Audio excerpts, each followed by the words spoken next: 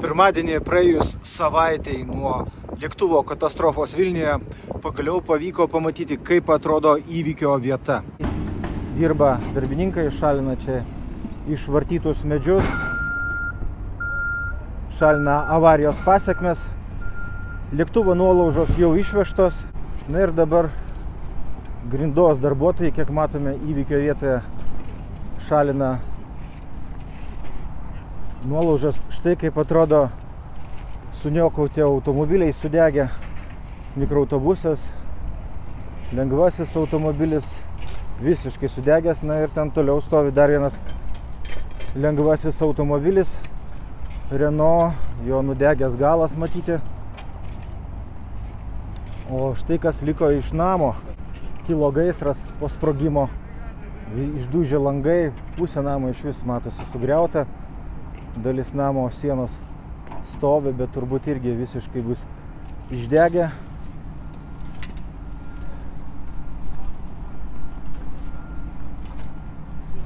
Na ir darbininkai šalina nuodegulius.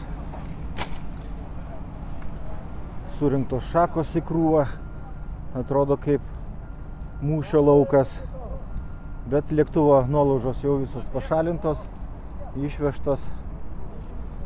Liko tik tai griuvėsiai, nuolaužos ir nuodėguliai. Ir tikėtina, greitai ir jų jau čia nebeliks. Gyventojų automobilis vienas supleškėjęs. Mikroautobusas visiškai suniokotas.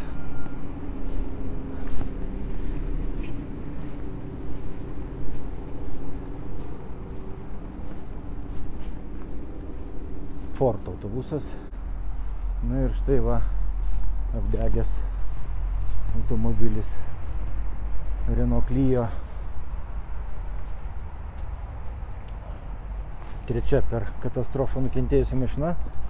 Ir va visiškai mūrinis namas sugriautas, sienos išlinkusios. Berods mažiausiai vienas gyventojų buvo apdraudęs savo turtą, kreipėsi į draudimo bendrovę.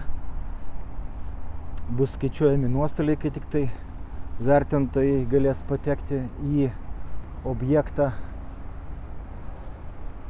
Darbai vyksta. Dar neaišku, kada bus leista grįžti gyventojams. Tiems, kurie dar čia galės kažkur tai grįžti.